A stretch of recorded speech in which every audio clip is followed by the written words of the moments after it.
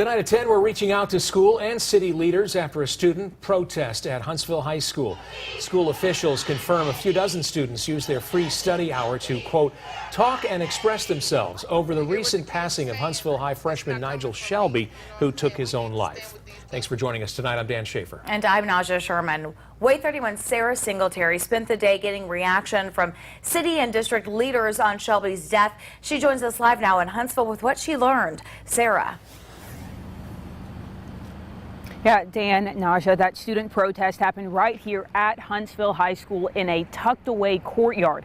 And in that video we just saw, you can hear students chanting, quote, no justice, no peace, put our minds at ease. I reached out to Huntsville City Schools board member Walker McGinnis, who represents Huntsville High School. He said he applauds the school administration for their response to Shelby's death. He made special mention of school principal Aaron King, who he said is known for listening to students and letting them be heard.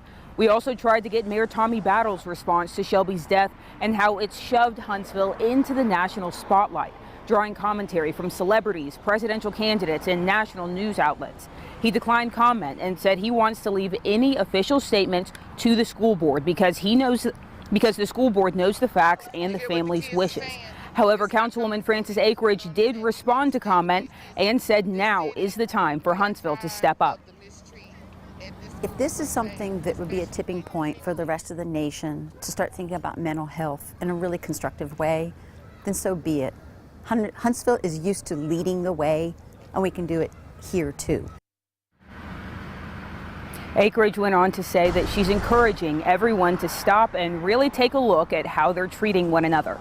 Live in Huntsville, Sarah Singletary, Way 31 News. Thanks, Sarah. Over in Florence, the Shoals Diversity Center hosted a discussion among LGBTQ teens about Nigel Shelby. Many of the teens attend Florence High School. Way 31 found out today Shelby was a previous student in Florence City Schools before transferring to Huntsville. The students met with two counselors to discuss how they feel. They talked about bullying and mental health too, and more importantly, how to prevent this from happening again.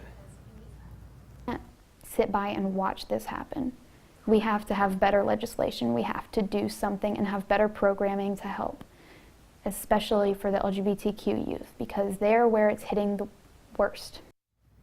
The Shoals Diversity Center hopes to open more lines of communication between them and school systems to raise awareness about LGBTQ suicide. Florence City Schools tells us they had additional counselors on hand after they found out Nigel had passed.